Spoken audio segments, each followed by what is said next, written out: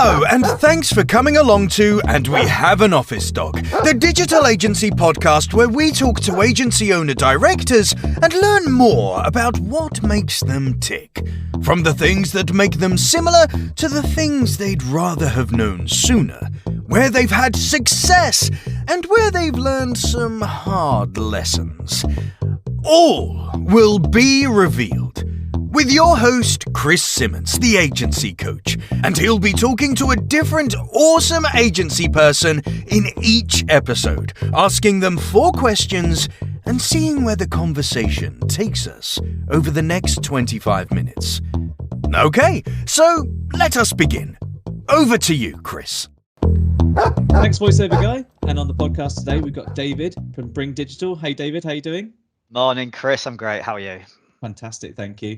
Hopefully it's morning where you are listening. If not, don't worry about it. It's a podcast. You can listen whenever you like. So, David, first of all, you've been going for what, 10 years or so now? 10 years this October. Yeah, the big anniversary this year. Are you doing a massive party, or is it going to be loads of Zoom screen boxes? Do you know what? Our MD is determined to get us together and do something special. Obviously, having cancelled Christmas parties, not being able to attend awards together, the social scene of the agencies have been pretty dire the last few years. So I think we're going to go big this October. Fair enough. That sounds great. So, first of all, just in case there's a potential client listening, or maybe a future member of staff listening, give us a plug. Tell us what Bring Digital does. Why are you so awesome? Yeah, so Bring Digital, it's a specialist e-com agency. We're based up in Manchester.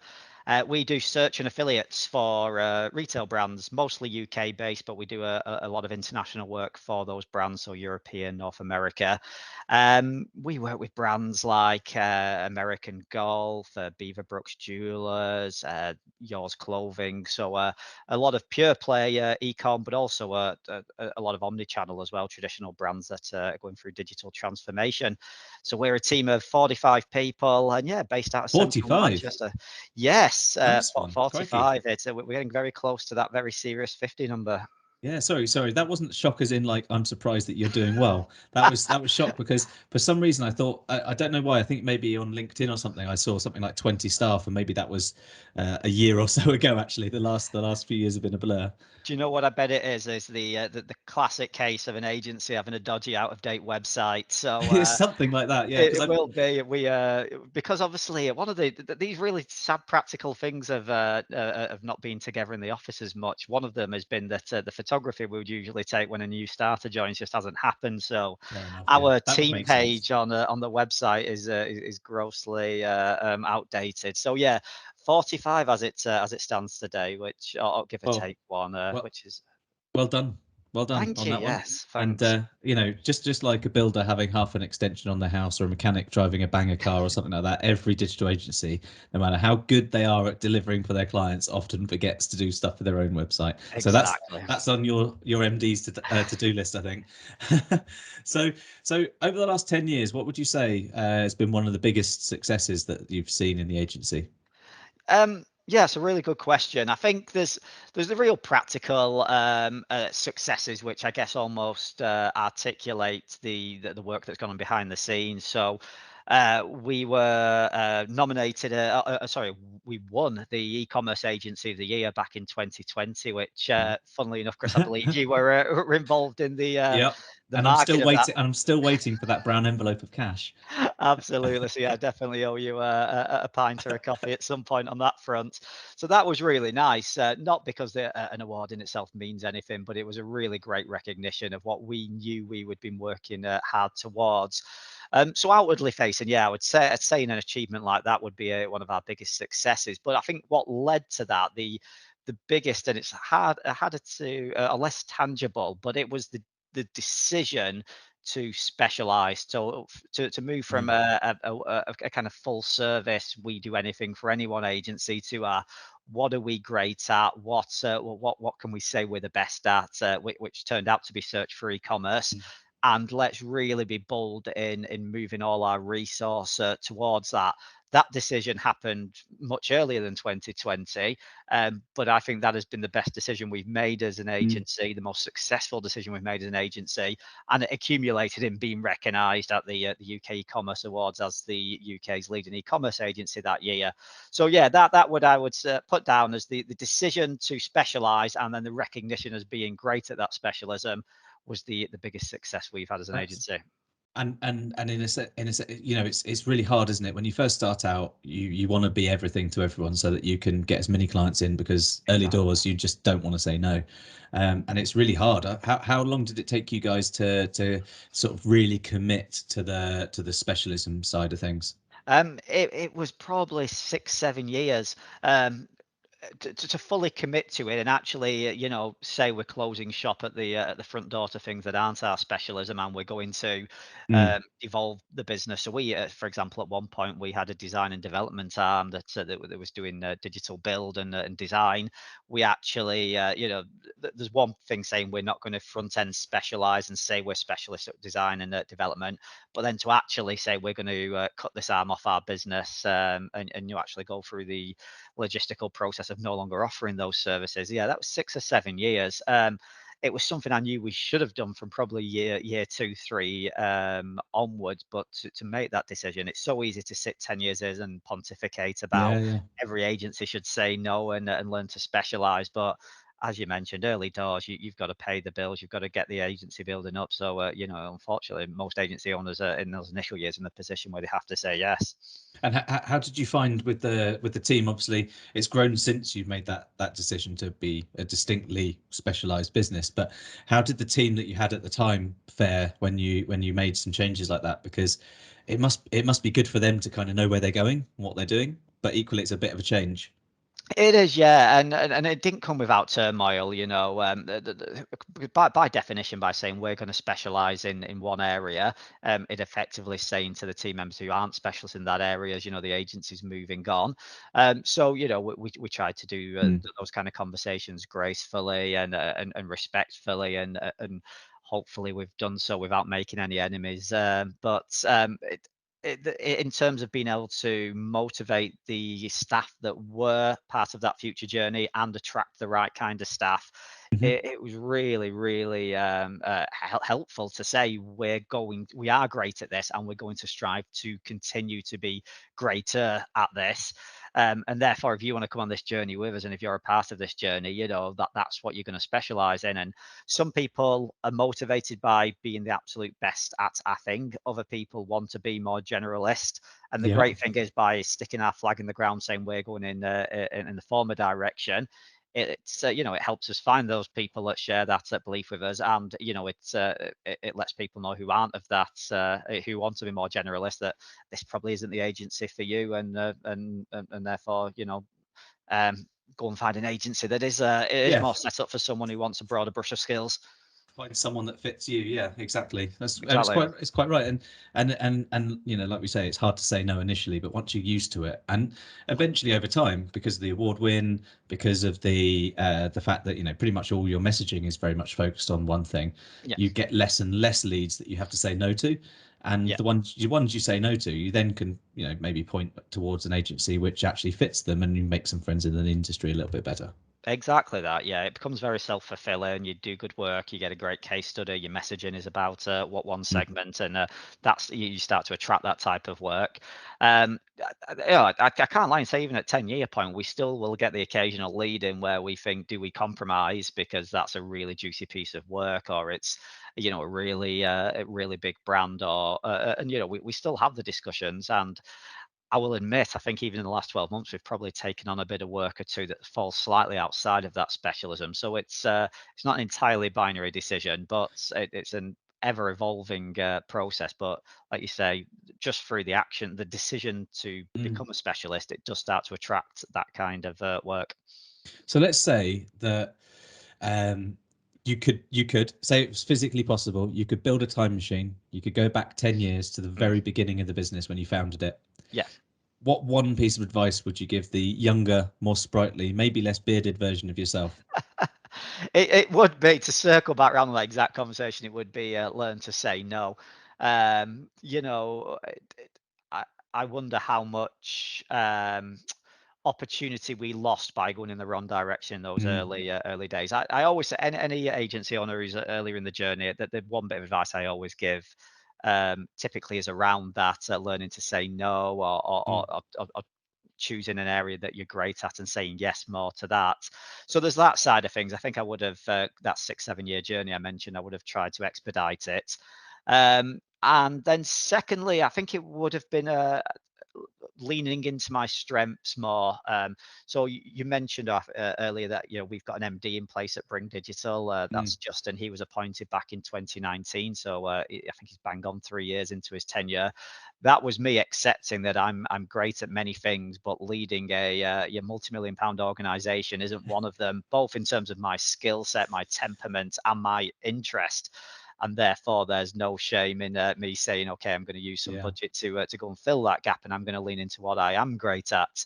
I think too many business owners in a broad sense, but also agency owners, feel they need to be all things to all people, and they make themselves miserable doing it. They hold back their organizations at times by doing it. So I would have told myself, you're really good at client work, you're really great at devising and executing search strategy.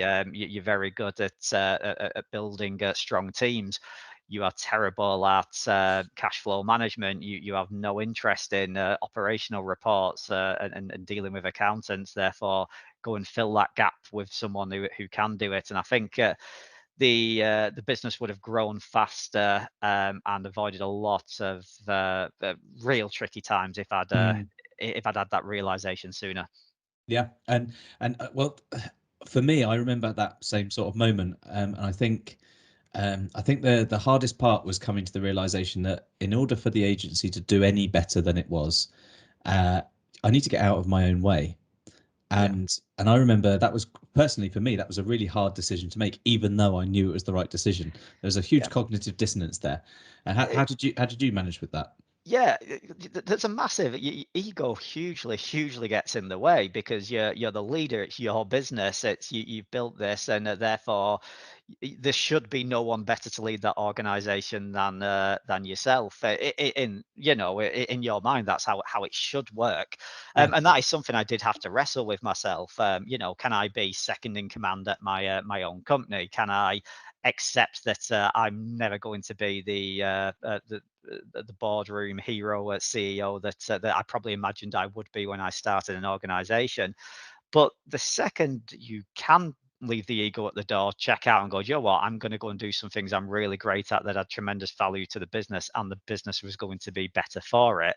I found it an easier decision than I would have expected. It's not something I massively wrestled over for months and years. Once I'd clicked that it's going to be better for the business and it's going to be better for me, it was quite an easy decision to make. Because there's a certain point in the journey as well where the agency stops being yours. Obviously, in terms of ownership, of course, it's still yours, but it's not no longer your baby. It's the baby of people who've been on the journey with you, and you're as responsible to them as you are to yourself. And therefore, if my ego is holding back this business, maybe at that point 10, 20 people who had been through that journey with me to that point, I'm not just holding back my future growth opportunities and the business's future growth opportunities. I'm limiting their careers through my own ego and my own insistence that I should fit a role that I'm clearly not meant for. So yeah, I found the decision easier than I expected, but there was some wrestling and some journey I needed to go through to get there. It's a funny old one, isn't it? Coming to it, everyone comes to these conclusions, eventually gets there. So let's say you did go back in time and gave yourself that advice. Would you have listened to it back then? That's a really great question, because I would love to say yes, but I also had the arrogance of youth on my side. I was in my late 20s at the time. Would I have listened, or would I have gone for it? I'd like to think it would have actually been a blessed relief for someone to tell me that. And potentially someone listening to this might feel like, what, you don't have to bear all the stress. You don't have to do the stuff you don't like doing. So I couldn't say for certain. There's a part of me that thinks ego would have told older me to sod off. there's a part of me that thinks younger me would have given me a hug and gone, "Oh, thank you, please take these duties away from me." Because that's the headline. If there's things in your agency that you're not good at or you just don't like doing, there will be someone on the job market who is great at doing those things, who will say they're the most enjoyable things about a role for them, who will happily, for a salary, come and take them off your hands and free you up to do the things you are great at. And hopefully the fact that you've got an agency means the things you're great at have value. It should work better for everyone, including the business.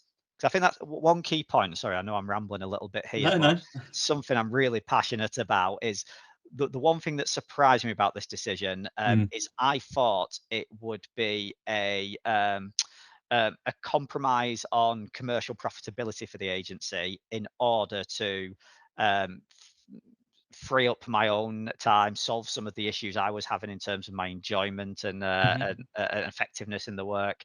And maybe the longer term profitability of the business would be in a better place. So basically, let's say we're going to get a CEO in and we're going to pay them 6 figures. I said, okay, let's take our profit line, take those 6 figures off it. I'm going to save myself time, energy, and happiness, but it's going to cost me those 6 figures off the profit line. And that's the compromise I was willing to make. What I found in reality was that not only did I not lose those 6 figures, the profit line, well, it nearly did double in year one. So there was literally no downside to me making that decision. Commercially, the business benefited, and of course, in retrospect, it would. We got a brilliant operator in to grow the business. Why wouldn't profitability grow with that?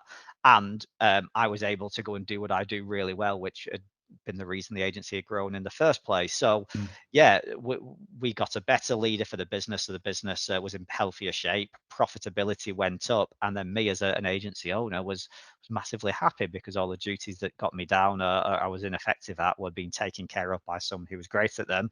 It's the And I dream. was soaring with what I was great at. So yeah, what a journey. It's the dream, isn't it? I guess the thing is, it's everything's easier to look at in hindsight. Yes. But equally, it sounds like for the most part, the right decisions have been made at the right times. I guess. What do you think? Out on the converse side of this, what do you think? You've done in the past that you kind of regret doing that you've learned deeply from, or something which kind of through that lesson you've learned that has set you up for the success you're seeing now? Yeah.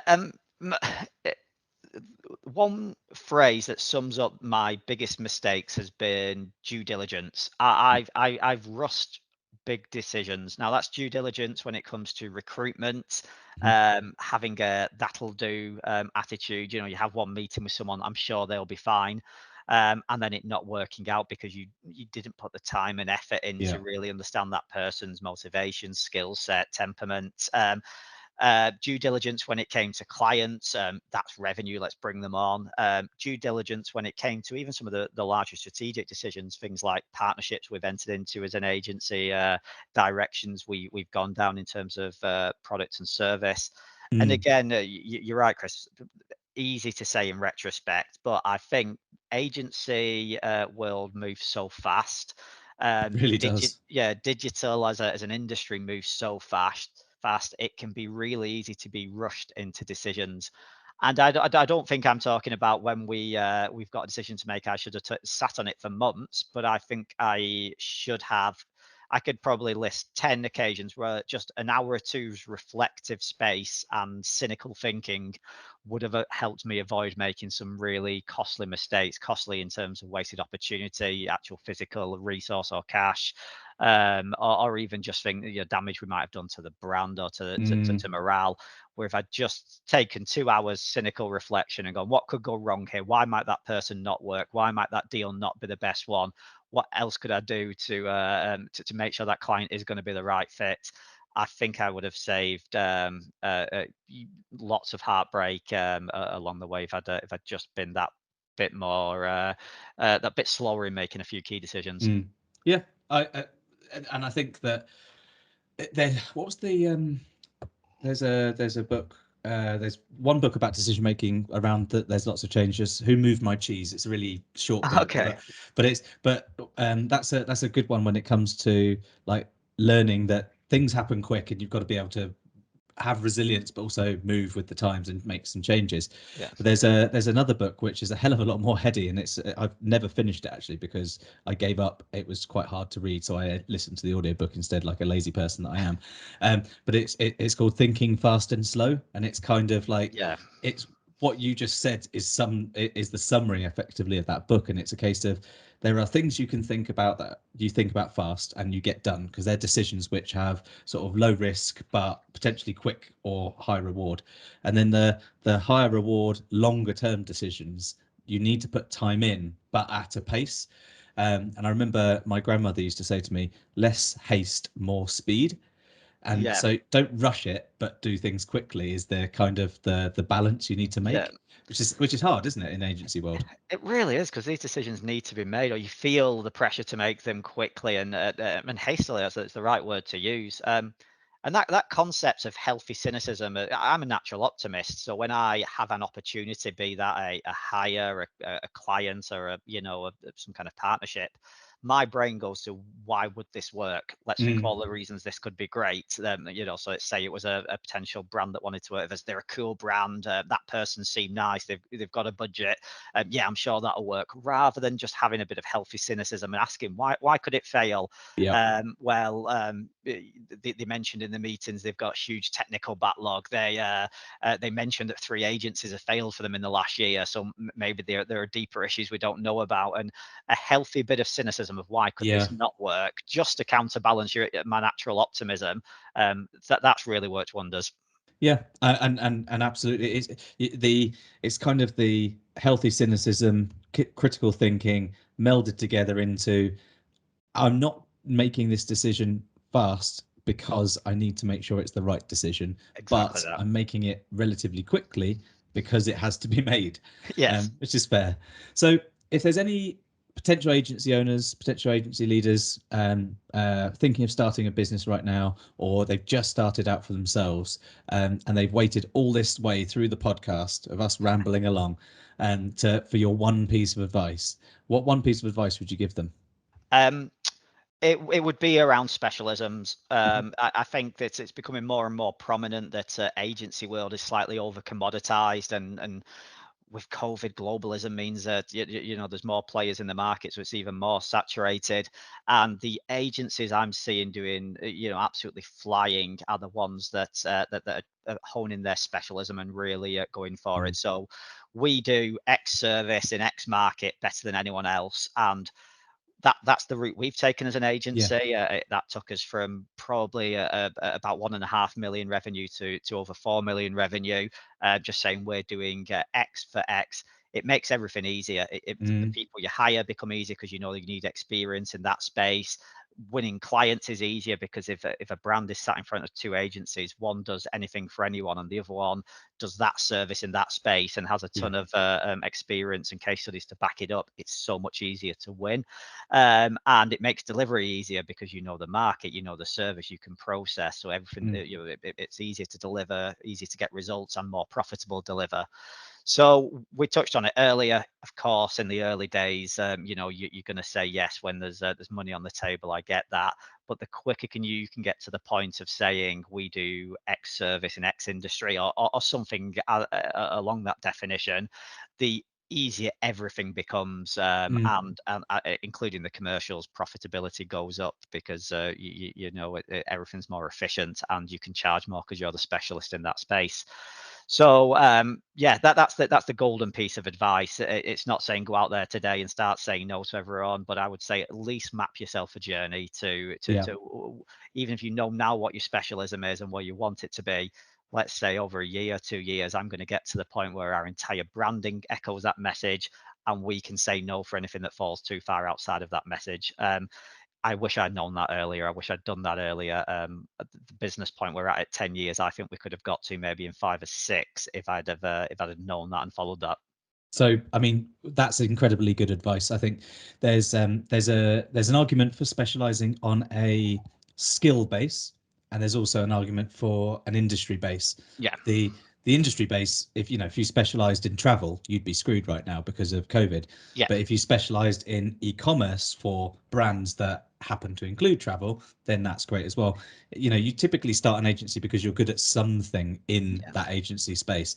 It might be technical SEO, it might be content, it might be PR, it might be this link building and all those sorts of things. So maybe look to where you're great, because you've got to guide the direction of the business and know what good looks like in the first place. Yeah. And then if it's ecom, for example, like yourselves, then you can say ecom for these types of ecoms, as opposed to, only hat makers or something like that, because you know that you're going to do really well when there's a windy day. Yeah. But no, that's fantastic advice to end the podcast on. So thanks very much for coming along, David. It's been lovely having you on. Been an absolute pleasure. Thanks for your time, Chris. No problem at all. Thank you. And in our next podcast, we'll have a different awesome agency leader to tell us their story along the way. And enjoy listening. Thank you very much.